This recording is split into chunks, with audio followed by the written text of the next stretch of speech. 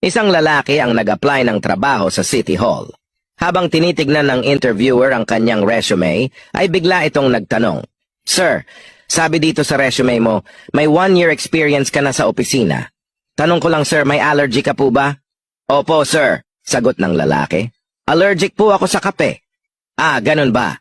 Nakasulat din sa resume mo na dati kang sundalo at PWD. Di ka naman mukhang PWD. Totoo ba ito?" "Opo sir, totoo po yan.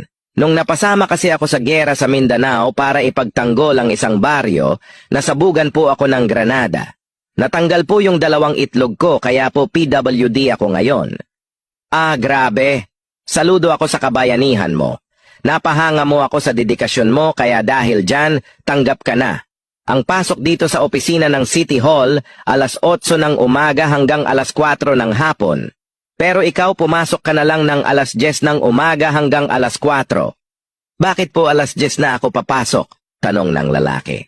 Sumagot naman ang interviewer ng, "Mula kasi alas 8 hanggang alas 10, nagkakape lang kami at nagkakamot ng itlog."